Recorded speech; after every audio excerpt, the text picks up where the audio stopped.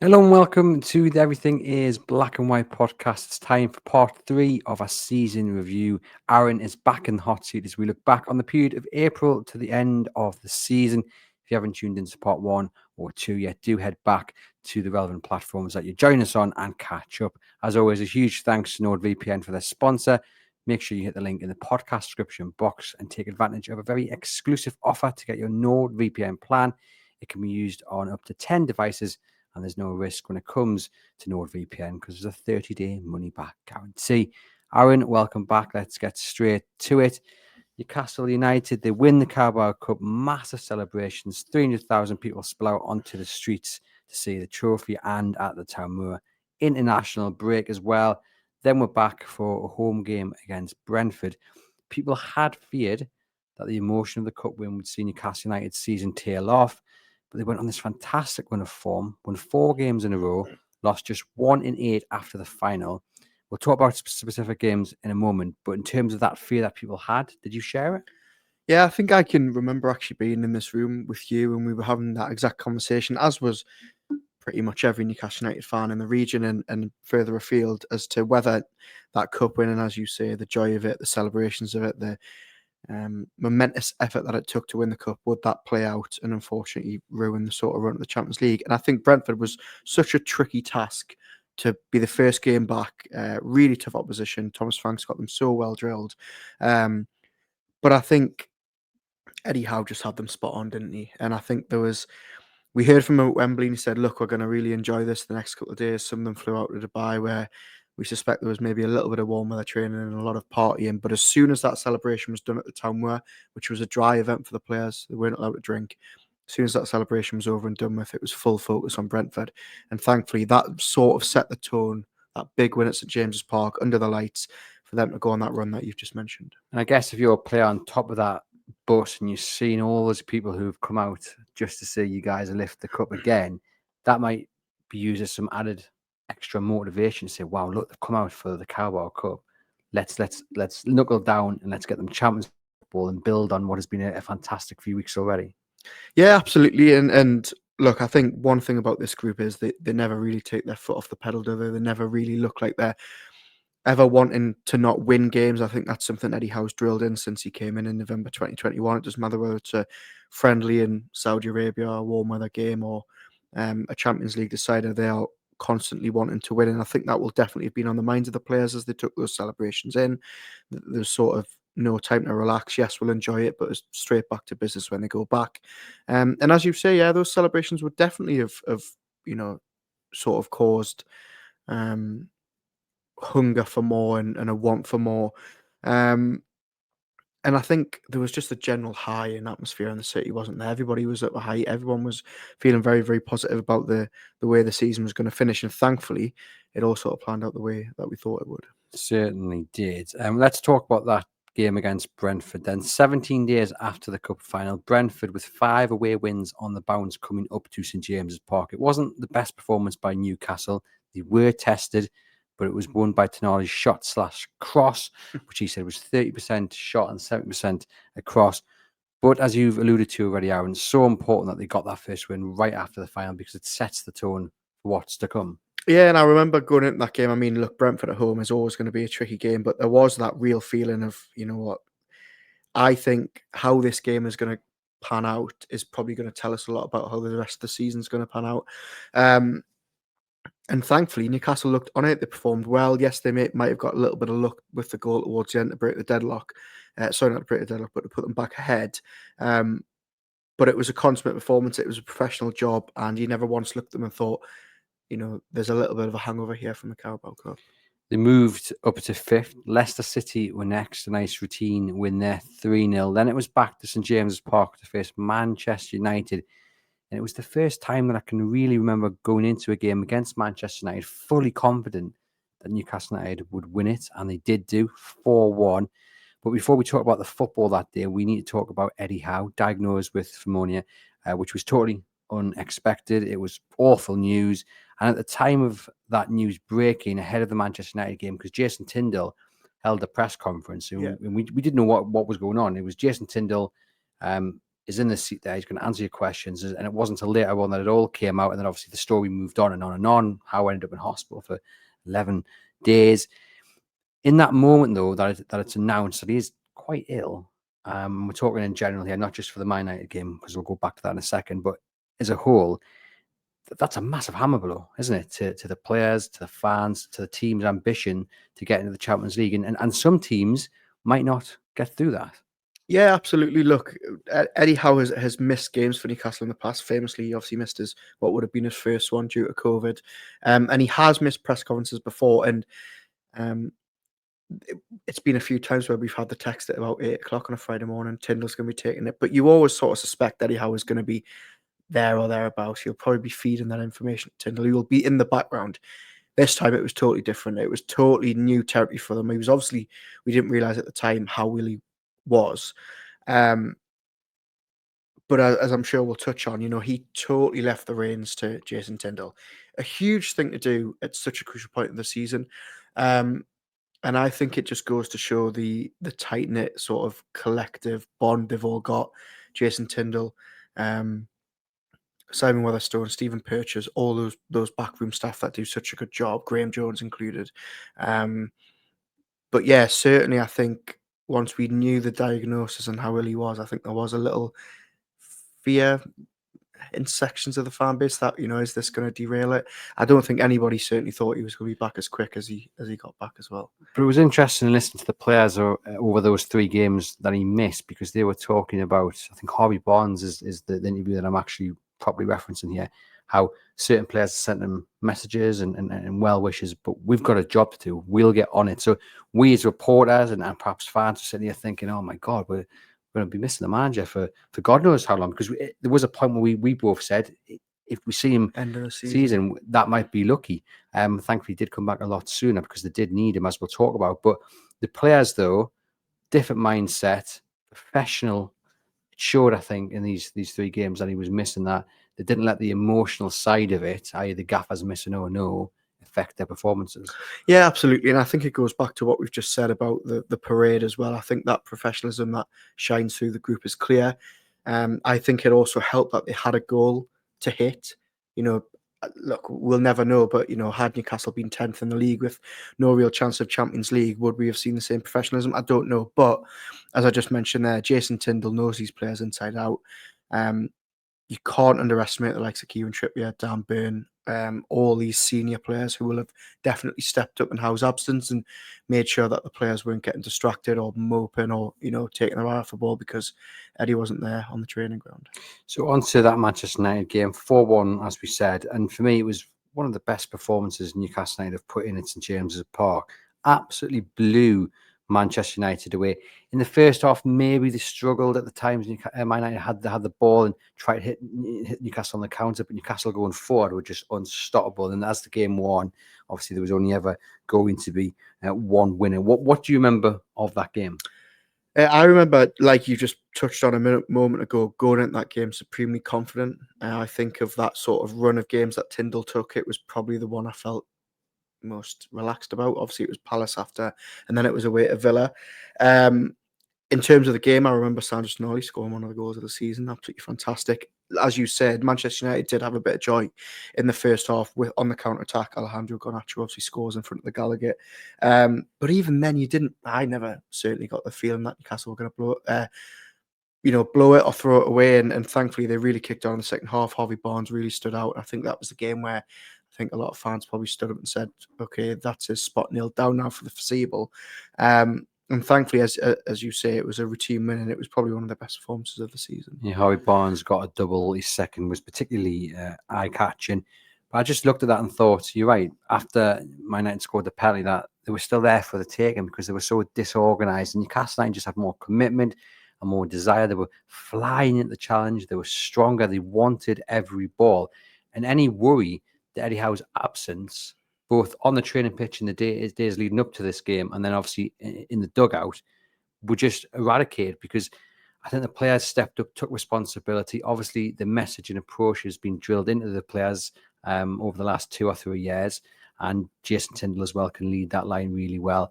And they were just excellent. I think it just put a calm. It was an exciting game. It was a feisty game. Joe Linton having to be calmed down by Bruno as he leaves the pitch, or he was on that yellow card. Remember, he'd got one, he would have been suspended, and lots of incidences. But I think he came away feeling relatively calm that Newcastle were in good hands with Eddie Howe not being there. Yeah, I think there'll have probably been a few fans, not that anybody, doesn't believe in Jason Tindall because he's so loved up here, but I think there will have been a lot of fans thinking, you know what, Manchester United might get something today because Eddie's not there. And as you say, I think that win and the manner of the performance, really, really flowing football going forward. As you say, I think it just calmed any nerves that there might have been that, okay, maybe Howe being out, not here for a couple of games or however long, isn't going to matter. Yeah, brilliant win for Newcastle United. Then it was Crystal Palace. In form, Crystal Palace, okay, they just shipped, I think it was 5 goals to City in the game before, but before that, they'd been on a great run of form. And we were expecting a real test, but we didn't get it. Again, Newcastle United were very, very good. Jacob Murphy opens the scoring. Eze misses a penalty. Newcastle go down the other end and get a goal. I think it comes off Mark Gay. Newcastle are well ahead by the time the half-time whistle comes, and then Isak gets another before the hour mark. It was a team that really smelt blood that afternoon or that evening and acted upon it, moved them up to third. Yeah, I think if Manchester United was maybe the calming game to sort of ease any doubts around Howe being out, I think Crystal Palace was probably the game people start to think, give it a Tindall at the end of the season, because what they did against Manchester United was instantly trumped against what they did against, again, a very good Palace team, and a Palace team which I was probably more worried about than I was Manchester United.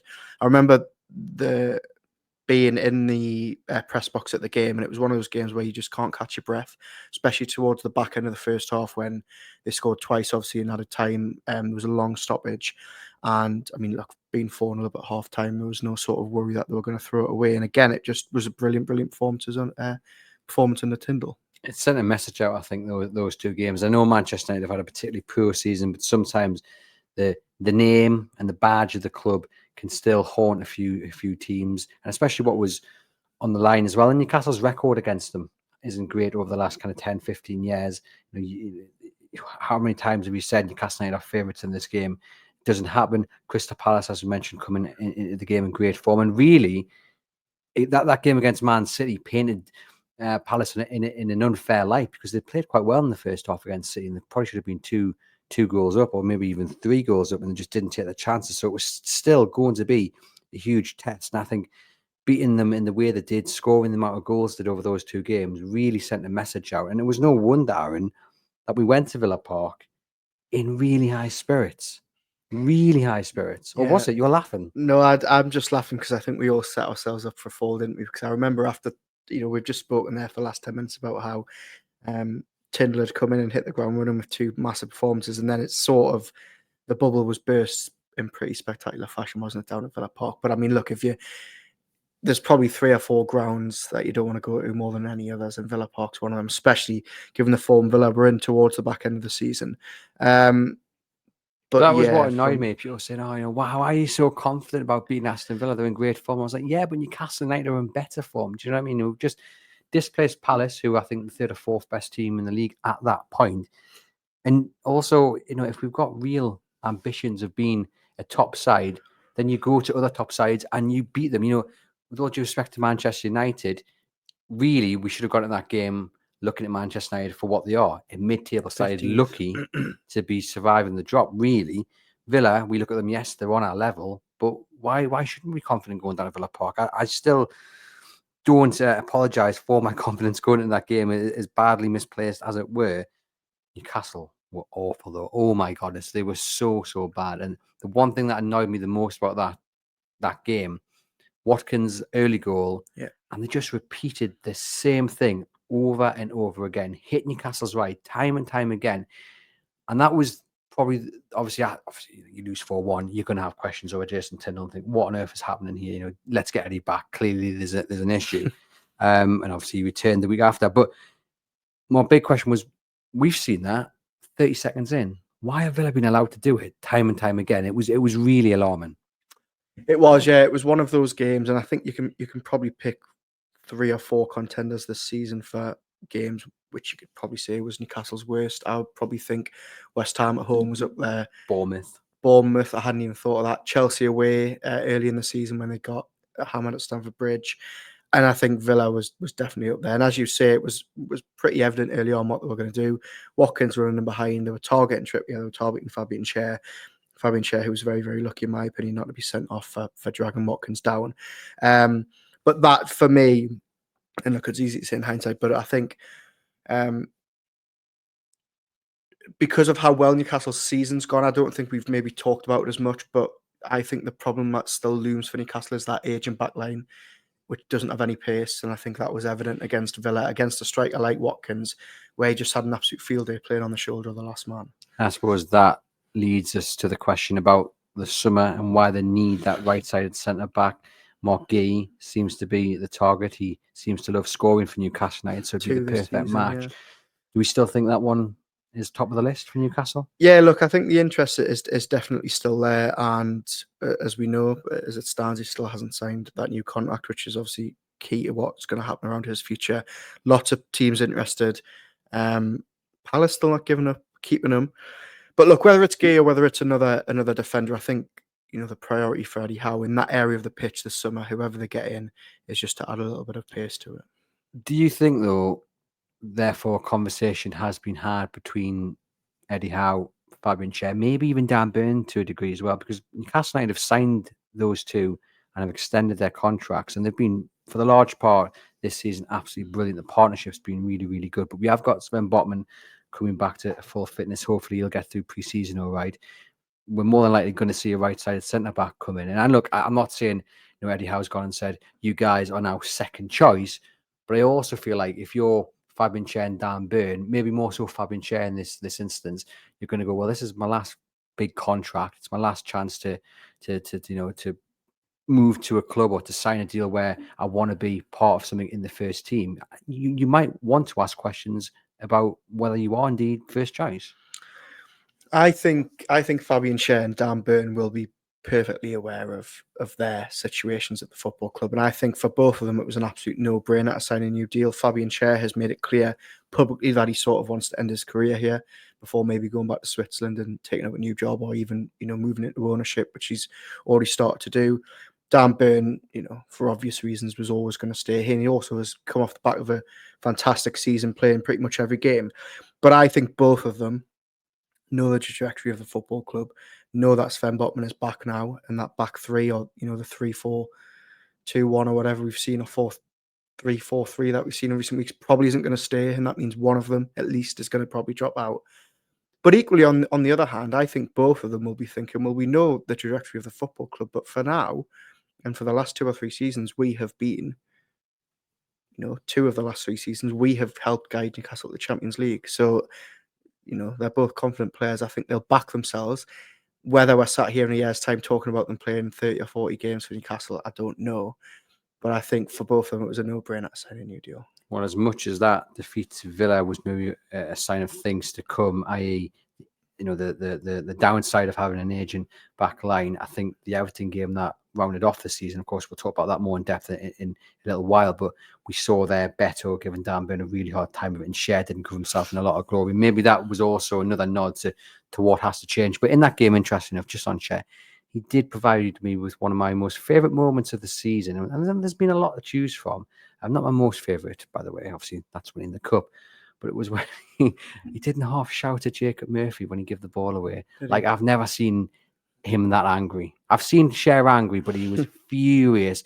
Yeah, Murphy tried to run across the pitch and didn't give him the ball, and Schär had to chase back, and he brought down, I'm assuming it was maybe Beto or someone anyway. Luckily, the skip yellow card, and he turned around and, whoa, I mean, he give Murphy both barrels, and it was an interesting sight to see. That win for Aston Villa worried a lot of people. Closed the gap as well for the race for the Champions League. Newcastle in third on 59 points. If they'd beaten Villa, you would have said Villa out of the race, and Newcastle are pretty much home and dry. Villa, though, moved up to 6th on 57. Chelsea was 7th on 56 with a game in hand. It was a big game. A big win, for Aston Villa. Were you concerned in terms of, like, the mood shift. You've just been thumped by a rival, 4-1. The gap's closed. Were you worried that Newcastle United would maybe hit a downward spiral, or were you always just thinking context? Look at the run Newcastle United been on. They're always going to lose a game here or there. They've just got to make sure the next game they bounce back. I think my feelings in the days after the game were two things really. One was obvious disappointment at the manner of the performance and a little bit surprised that they'd been beaten so comprehensively and comfortably. And two, I think just for the reason you mentioned there, looking at the league table, as you said, if they'd beaten Villa, I think they would have stretched 6-7 clear of them. Yes, Newcastle would have been on 62 points and Villa would have been on 54. So there would have been 8 clear of them. Yeah. So that was my overriding feeling. But then on the other side of it, I remember sitting here on the Monday or the Tuesday for the Monday show and saying they probably couldn't have a better fixture to bounce back from. And if I'm totally honest, I never really went into that Ipswich game thinking anything else than they were going to bounce back. Thankfully, they did and they got the job done. But I'd say my main disappointment is that they didn't kill Villa off in that game, in terms of catching them in the race. Because 8 points with 5 games to go, I don't think they would have done it. Not that they did it anyway. But I think the one positive that I took out of all the negatives of that Aston Villa game was that if you are Jason Tyndall, because you are in charge at that moment, you can watch that tape back and you can say every single goal was a Newcastle United error. Yeah. Every single goal was preventable. I mean, 3 of the 4 goals came down Newcastle United's right because they just gave them too much space or they were careless in possession. And that for me was a positive in many ways because it means you can get to work in the week and you can say, this is where you went wrong. We can see what you did. You need to be tighter here. You need to make sure it's one touch and then you pass the ball. Don't give it away rather than just being thrashed by a rival, but thrashed because they were just that good. They were good on the afternoon, but they weren't brilliant. They were largely aided by Newcastle's own. Sorry. And one other thing we haven't touched on, it was their 3rd game in 6 days. Yeah. He wasn't rotating the team, and again, that's sort of maybe put it into context a little bit. It was the 8th or 9th game in a row that started the same 11, and I think that had eclipsed the Sunderland record from about 10 years ago. They'd held the record, I think. So they were always going to run out of energy at some point. We get onto this Ipswich game, and Joe Linton misses this game, and he's not seen again all season, despite Eddie Howe dropping a little bit of hope. But before we talk about that, the big news was Eddie Howe returns to the dugout. I mean, how big was that? In terms of also Newcastle losing to Villa in the way they did, you need a pick-me-up. There's no bigger pick-me-up than the manager walking back through the door and saying, right, I'm ready, I'm here.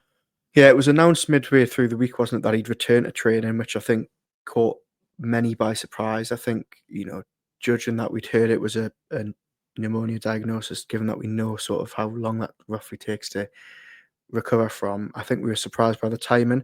I remember being sat in Eddie Howe's press conference on the Friday and him looking well, but also maybe not 100%, which he openly admitted to us he probably wasn't.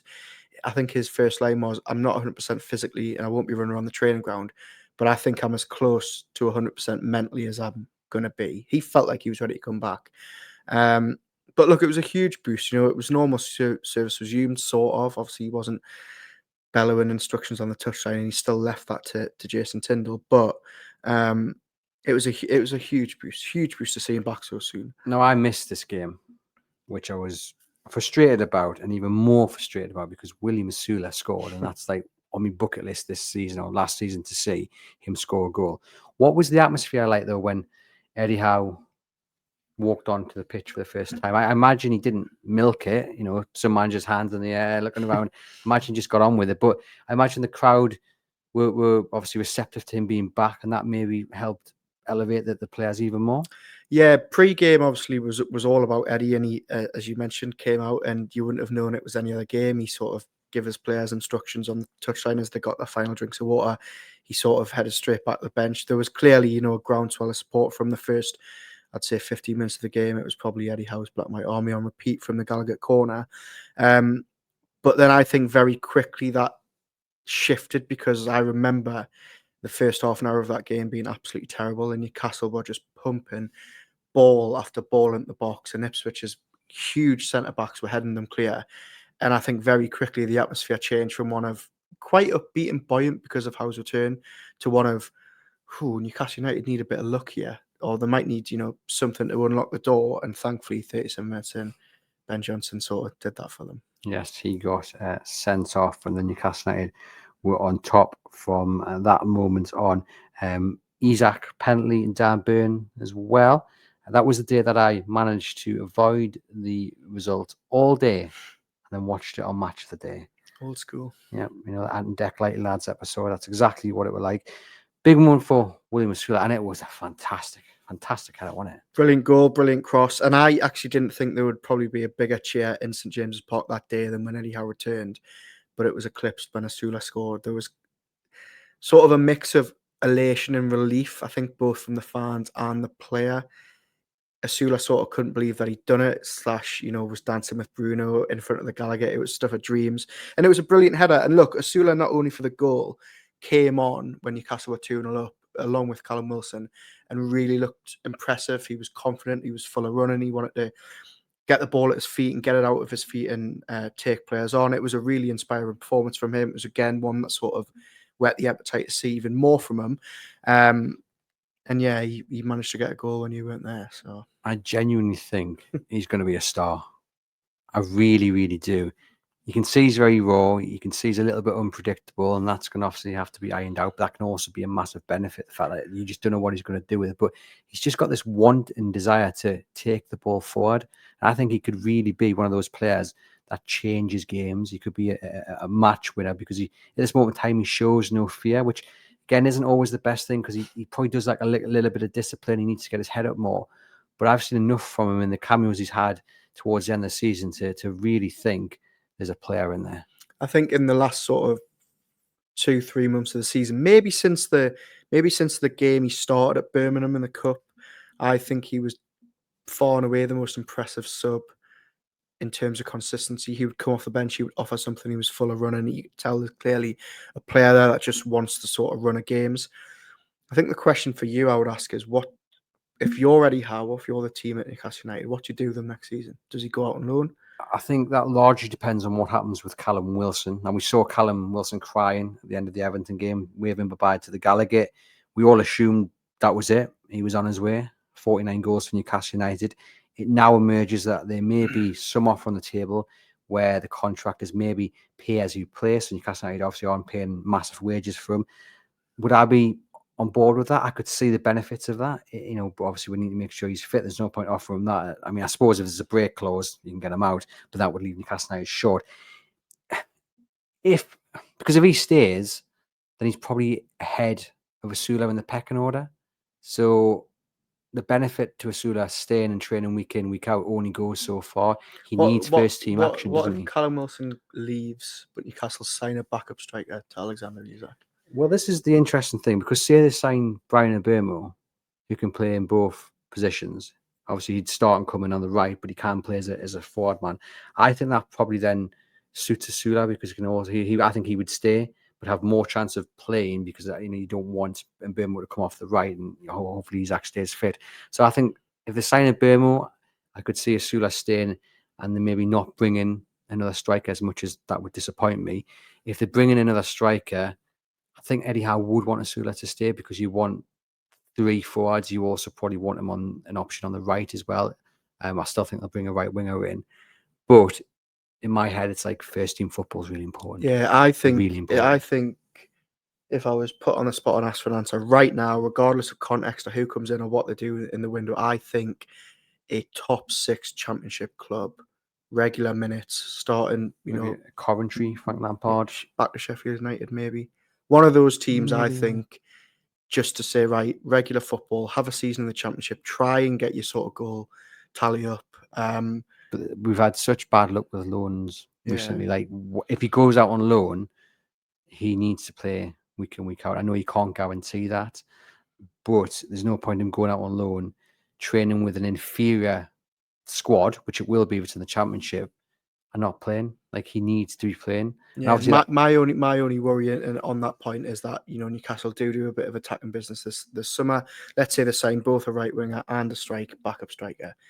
you just think, is Wilson going to get there? Sorry, is Osula going to get the game time he needs to really kick on at this age? I don't know. You It's asked going to that be really about interesting. Miley, though, don't you? Yeah, you asked. And Yeah, you do. You because really you do. look at those who've gone out on loan, Alex Murphy, Joe White, but I think they're on the level below the likes of Lewis Miley and William Osula. So it's different answers for different players. And I think Miley and Osula are part of Eddie Howe's first team plans. And obviously he has a plan for them. If he obviously thinks training with the team we can day in, day out with Benson is more beneficial than send them all on loan. And obviously it gives them the depth as well. And that's the other thing, the depth's the important thing. Newcastle playing in the Champions League. We know Eddie Howe's going to want to compete in both domestic cups and go strong in the Premier League. He's going to want those numbers. So it's the balance of having that depth and not stunting their development at the same time, which is not an easy balance to get, is it? Yeah, absolutely. Yeah, interesting to see what they do with them this summer. Indeed. So no Joe Linton, as mentioned, for that Ipswich game, and we didn't see him again. Yeah, despite you thinking that it was all a double bluff, and we'd see Eddie's fault, man. 3 games before the season finished, then 2 games before the season finished. He's been given the summer off. With that injury, yeah, big blow. It was a big chance for Joe Willock to come in. Unfortunately didn't take his chance, but yeah, it was a huge blow. It was. We go down to Brighton, 1-1. How did you sum up this game? It was a very, very late penalty. They had 2 of the penalties ruled out, thanks to VAR, but both the right decisions. In the grand scheme of things, it is a massive, massive point. And they deserved it, I think, in the end, because they really pushed Brighton. They just couldn't get the ball over the line. And Isak to step up for the 3rd time, although he didn't take the other 2 penalties because they were ruled out. But that shows nerves of steel, that.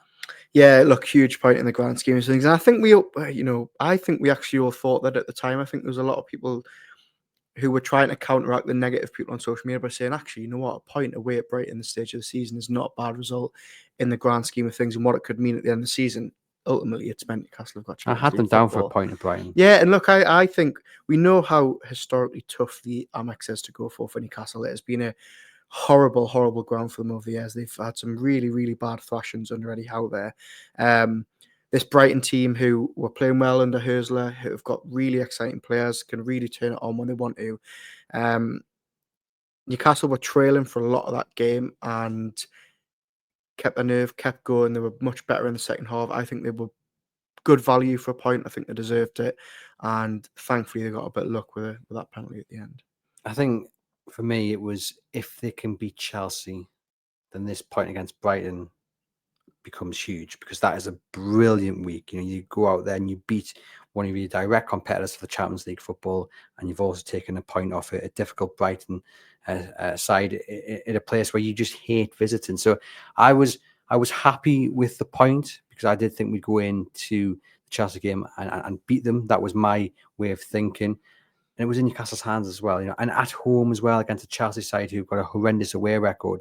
This was kind of Newcastle United's moment again to kind of prove exactly the side they are. Are you a top side who go out and beat direct competitors, or are you nearly men, for want of a better phrase, who can see the prize, who can nearly touch it, but you just fall at the final hurdle? And they proved against Chelsea that they are a top side. Yeah, probably the biggest game for Newcastle in the last sort of 2-3 months post-final was obviously getting a result or a win over Chelsea, given how tight it was in the table. And obviously Chelsea have gone on to finish above them. If I'm totally honest, despite the fact I've just said that the Stamford Bridge performance was one of the worst of the season for me, I was, again, sort of quite confident that Newcastle would beat Chelsea on the day. I think it was because it was at home and because, I don't know, I just feel like... But a lot of people were worried because it was a 12 o'clock kickoff on a Sunday. 12 o'clock kickoff on a Sunday. A lot of people saying it might have been too early. Pubs needed to open earlier, blah, blah, blah. 112 seconds it took San Giannoli to get the goal. Yeah, a fantastic start. And we spoke about it on the Monday, didn't we, of that being the perfect start to sort of settle those nerves. But the scoreline, if you'd done a Musgrove and you'd waited for that on Match of the Day and you'd seen that Newcastle won 2-0, that scoreline flattered Newcastle. Oh, definitely. Despite the fact for the large part of the game they had a man advantage, they looked like the team playing with 10 men. And I think, again, you've got to say credit to Maresca because he got his tactics spot on. But so did Eddie Howe, because that game at Stamford Bridge, Cole Palmer ran absolutely riot and Nicholas Jackson had the freedom of West London because of how much they were just pulling, sharing, burning all these directions. And Eddie Howe went 3 at the back, Botman played to Mark Jackson. Dan Bird did not leave Cole Palmer's side, got man of the match, and Fabian Schär was tasked with stopping Enzo Fernandez, and they did it absolutely brilliantly. He did. And I think we have to talk about Sven Botman's role towards the end of the season. I think he's played, and I don't actually think he's been fully fit, but I think he's been needed, and he's done a tremendous job coming in against Chelsea and really shoring up that defence, because Newcastle United decided they needed that extra centre-back against Arsenal. I thought he was very good as well. He's been fantastic, and obviously against Everton, he had a bit of a tougher time, as all centre-backs did. Better really impressed. But I think Botman, maybe for some, has been the unsung hero. Yeah, I think since coming back, he's been very good. We've obviously had a few further concerns about his injury. Obviously took a huge whack against Chelsea, came off early. There was some doubts that maybe he'd suffered another knee injury. Thankfully, that wasn't the case. Pretty much every time Botman's came back, it's been pretty smoothless. He doesn't look like he really needs that run of games before finding his feet again, like some players do. I think that's credit to what they're doing behind the scenes with him. He was training on the grass for weeks this time in small-sided games before he came back. They've been known to throw him in at under 21 games as well, just to get his fitness up. So credit again to James Bunce and the team for bringing him back from what has been, a really, really tough period. He's been fantastic, I thought. I didn't think he played well against Everton, but, very few did.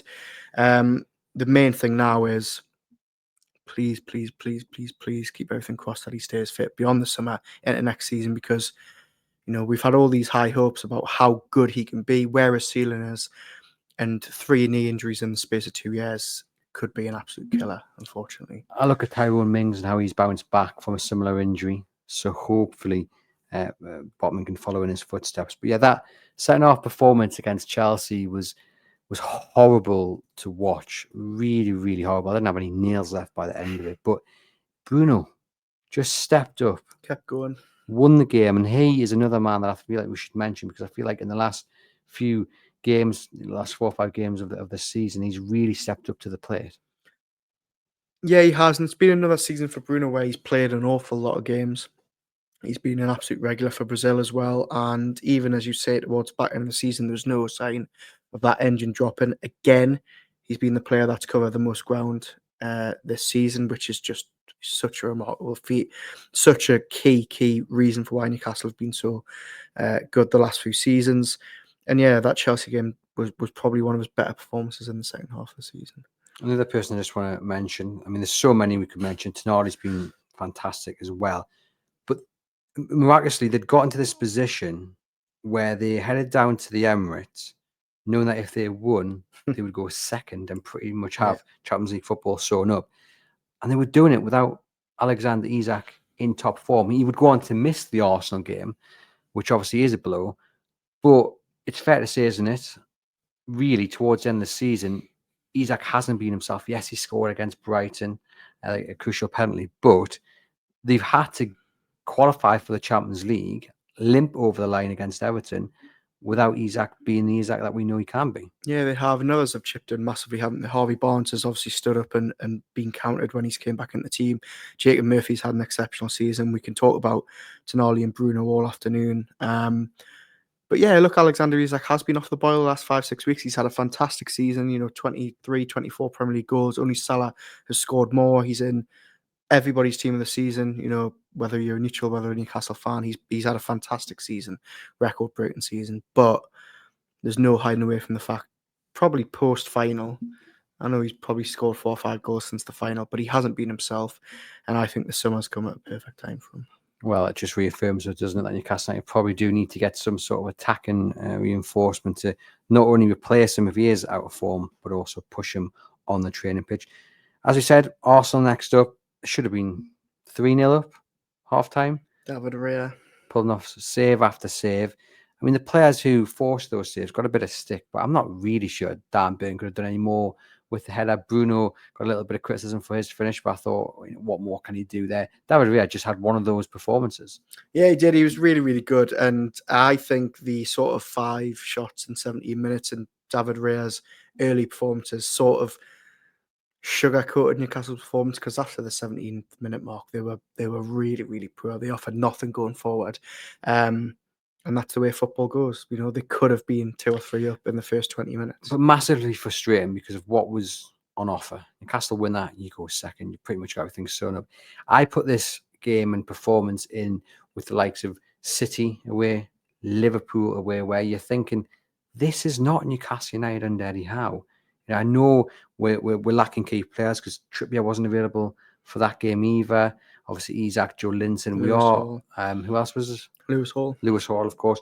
So we're missing key players, but it just felt again that Newcastle United, I don't want to say they didn't quite believe in themselves, but I think they've set the bar so high for the majority of this season. And when you go into games against the likes of Liverpool, Man City, and Arsenal, and you lose, I'm talking about Liverpool and Man United away, Man City, but you lose in that fashion, you think, it's so frustrating because you're better than this. Yeah, and look, we've already named 5 or 6 performances where, you know, Newcastle had dropped performances like that, like they did in the second half, and they never really looked like scoring. It can happen. It's happened multiple times this season. Again, I think it's probably a result of such a threadbare squad at such a crucial time of the season. You know, very, very few changes to make in a starting 11. Players coming off the bench and just not making an impact at all. Thankfully, it didn't matter. But again, you know, like the Villa game where they got beat 4-1, if they'd beaten Villa, they would have essentially made it impossible for Villa to catch them. If they'd beaten Arsenal, you know, they most likely would have finished second. Yeah, and we talk about people not taking the opportunities. Unfortunately, we are going to have to put Joe Willock in that category. Massive opportunity with Joe Linton missing. But for me, I said it this time last year, someone comes in with a decent offer, you sell him. His performances of late haven't changed my mind. If anything, they've reaffirmed that for me, Newcastle United need to say goodbye to Joe Willock this summer, get some cash and reinvest it in a player who can actually make an impact. Yeah, it's a huge shame because, you know, I was really rooting for Willock to come into the team, and I thought, you know, it might take him a couple of games just to get up to speed. You know, we talk about him being a momentum player. He obviously suffers that concussion halfway through coming back. He's in and out of the team with injuries. It's been a really, really poor end of the season, and he will be absolutely devastated because he knows chances like that will not come about in Newcastle United's midfield all too often. What it means now is that it's going to be a really, really interesting to see what happens in the summer. You've just spoken about there how Eddie Howe will want a deep, experienced squad that he knows and he trusts, and Joe Willock will be part of that. I don't think if you asked Eddie Howe right now, he'll be too keen to see Joe Willock go. But if somebody like Crystal Palace or Fulham or Brentford or West Ham or a team of that ilk comes in and says, you know what, we'll pay you what you paid for Joe Willock 4 or 5 years ago, hard deal to turn down. I think a lot of fans will be in your boat. Yeah, Train of thought. Yeah, that's what I was going for. I think a lot of fans will be on your boat of saying, you know what, maybe it's just time for him to go, which would be a shame. I like Joe Willock. Everton then to round off the season, and everyone said, calm down. It's in Newcastle United's hands. All they've got to do is beat Everton at home. We've got players out of contract, injuries. Nothing to play for. Exactly. What's the worst that could happen? Jordan Pickford could wake up and have the performance of the season. What's the worst that could happen? Oh, my goodness me. I mean, I was confident that Newcastle would win this game. I think everybody in the world was confident Newcastle would win this game. From the word go, you could see just how nervous they were. I thought David Moyes did a really good job on Eddie Howe and Newcastle United. Pickford obviously had a fantastic afternoon. Beto was sensational. I thought he really gave the defence a hard day of it. We didn't even see Anthony Gordon testing Ashley Young, which was massively frustrating. I mean, he's 40 nearly. Anthony Gordon, as expected, didn't do anything against Everton. I think Howe got that call wrong for me. I wouldn't have started Gordon. We said it on the podcast. I wouldn't have gone 3 at the back. No, that was the other big question. And it's funny, you know, we talk about the season overall and what a great job Eddie Howe has done. And I'm going to say it in the wrap up. He's a miracle worker to get Newcastle in the Champions League with this squad. But against Everton, he got it wrong. And it very nearly cost Newcastle United if it wasn't for Manchester United finally stepping up and winning the game. Because you're right, didn't have to go 3 at the back, in my opinion. Shouldn't have played Gordon. Got it all wrong. But thankfully, it didn't matter in the end. But talk us through your emotions of the afternoon. One of frustration hiding behind my fingers. Yeah, look, I said on the pod I didn't think, or I said in the week I didn't think he should go three at the back. I thought it was a game to revert to the two centre backs and just go, Everton at home, go for it. Don't be sort of playing a three-man defence. Like you say, one of those games from the first whistle where they just never looked at the races and he never really looked like turning it round. I don't know whether the crowd played a part, whether the nerves played a part. I don't think the crowd were all that nervous. I think the crowd was spot on, actually. I think. Do you think the crowd were just frustrated? I think as the game wore on, Yeah. but in terms of, because the first emotion you expect is nervous, but I didn't feel that within the terraces. I thought the players were nervous. I didn't think the crowd were. I think the crowd, quite right, had an expectation that Newcastle should turn up and beat Everton. Yeah, and look, was that maybe on the minds of the players? Look, I don't think it would have been. I think Eddie Howe would have drilled into them that this is not a game that you're going to breeze into, despite what we were all saying in the week that Everton had nothing to play for. To be fair, I was actually surprised at how well Everton turned up. I know Newcastle were poor, but Everton did, give them a good game and made it hard for them, and really could have probably won by more. But look, I think I speak for everyone. I've always been a fan of Manchester United. I've always been a fan of Sunderland legend Amad Diallo, and they came good for us. Yeah, because obviously the table was so tight. You had Chelsea, Newcastle, and Villa all on the same amount of points, and thankfully, Man United beat Aston Villa 2-0. Obviously, there was a bit of VAR controversy with the goalkeeper. Was it in his hands? Wasn't it? I don't really care. It wasn't. It wasn't. And there was a chap running up and down from where I was sitting down in the press box trying to get the scores, because obviously can't get any signal in the terraces, and he was coming back and reporting back to it what the score was. Thank you to him. It was really, really, really nervous, because Newcastle, I think, could have played till the cows come home and not have scored. Yeah, it would be a very, very different mood right now, wouldn't it? If Villa had scored that goal, hadn't been disallowed, and they'd blown it on the last day, it would have been such a disappointing end to what's been a fantastic season. Thankfully, the VAR gods, the refereeing gods, were smiling down on them at Old Trafford. They got away with one potentially, but look, I think over the course of the season, I don't think they deserved to be playing European football. I think Europa League football. I think they deserved a Champions League finish, and yes, they nearly blew it. But on the balance of play, I think top 5 was always on the cards. Well, to wrap up, then, I do think Eddie Howe is a miracle worker. I think the spine of that team, the starting 11, is fantastic.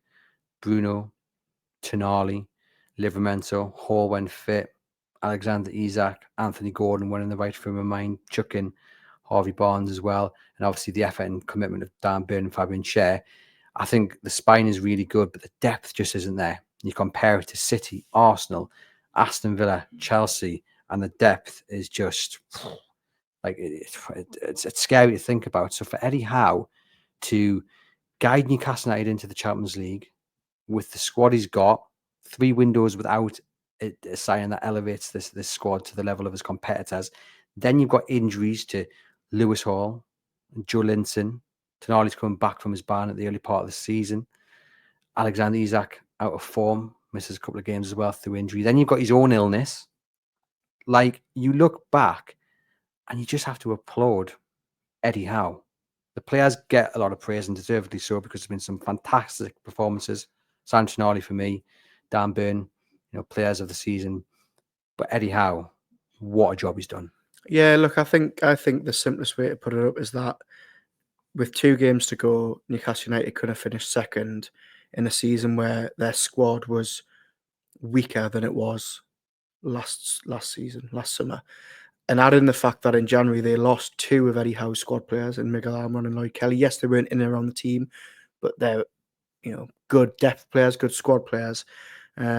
You've hit the nail on the head there, really, in terms of what Eddie Howe's done. It's a miracle that he's got them so hard, and it just makes you more excited for what they can do next season. Hopefully, touch wood, with a little bit of investment this summer. How important is it that they've got Champions League qualification for the plans of this summer? Huge. It is going to do them the world of good in transfer negotiations. They're going to really be able to not only target, but really be able to sign these top quality players that they've wanted. 2, it's where they want to be. It's where the club wants to be short and long term. They want to become regular players in this competition, playing against the best, being the best, and financially, it is obviously an absolute game changer. The money on offer compared to the Europa and the conference is just night and day. So yeah, all rosy. if back after that defeat to Brentford, where they were 12th, and I'd said to you, Newcastle United are not only going to finish 5th and qualify for the Champions League, they're also going to win a cup, what would you have said? It's a family show, just to be clear. Don't swear. You wouldn't have believed us. I think I would have been more. I might have believed you about the top 5, but I don't think I would have believed you about the cup as well. Okay. Well, for me, going on about Champions League and calling Eddie Howe America work, we haven't even, touched on the cup. Obviously, we did it in part 2, but he's won a cup. He's won Newcastle's first domestic cup in 70 years. Yeah. Look, Howe and the players now are absolutely immortal in these parts. They are forever in the history books, and I think whatever happens now, obviously I don't want this to happen, but let's just say, the worst happens and Eddie Howe has a stinker of a start of the season and Newcastle fall off and the club decide it's time for him to go, or he's taking them as far as he can, or even if that happens in 2 or 3 seasons, he will always be remembered and this group of players will always be remembered. And I think that's the good thing, because if this group of players who we all love so much, and if Howe, who everyone loves so much and who's taken at this job so well, to the city so well, and the fans so well, had gone through this period with only Champions League qualification and without a trophy, I think it would be a real disservice. So that for me is what's important about it. More to come, because they always say the first one's the hardest, but then it hopefully opens up the dam. Yeah, look, they've got the taste for it now, and I think you just got to go back to Chelsea's first Carling Cup under Mourinho was an absolute game changer. Manchester City's first under their new ownership, just over a decade ago, 15 years ago, was an absolute game changer. And I think for Newcastle United, it will be now. The players have got a taste for it. The club know how to do it. Eddie Howe knows how to sort of, challenge on 3 fronts without taking your eye off one of them. And yeah, of course, the club, the club will want more. The club want to be the best, and hopefully, this is the first of many. Right, I'm going to finish off on some quick fire questions. Okay. Mm-hmm. Player of the season. Dan Burton. Okay. Well, we'll keep it Dan Burton. You've said it now. Yeah. Goal of the season. Isak against Liverpool, potentially. Tonali against Manchester United. Weirdly, I was going to go Tonali against Brentford. That was the first one that came to my head. But no, we'll go Isak against Liverpool in the 3-3. Well, yeah, he showed Van Dijk the shoulder. Result of the season. 2-1 Carabao Cup final. There we go. Okay, we'll have that. I said on part 2, the West Ham one for me. I thought that's such an important result in terms of not what the came 2-0 after. defeat at home. Yeah. No, thankfully not. Jesus. Prediction of time and who it will be in terms of the first signing this window. Oh, good question. Right, so we're recording this on May 30th. Window opens in 2 days. I will go. I'll let you off in terms of. Let me just rephrase it. You can say first transfer window or second transfer window. If you say second transfer window, I need a little bit more of a narrower time. But if you say first, obviously that means within the first 10 days of June. I'm going Bryan Mbeumo, June 23rd. Okay, so second transfer window, 23rd of June. So that'll be what, 3 days after it opens, right? Because interesting. So there we go. Me and Aaron will be doing more transfer videos, obviously, as the window goes on. We'll do a bit more of a. I think the next video we'll do, Aaron, actually later next week, we'll do a keep, sell, loan video. We did one last summer and it went down pretty well. So that's what we'll do next week, ladies and gents. We'll lock that in. Thank you to Aaron for providing part 3 of the season review. Hope you guys have enjoyed it. Do get in the comments. I will answer each and every one of your comments. It's a pleasure as always. Thank you to NordVPN and Crown Trade. Enjoy the rest of your week.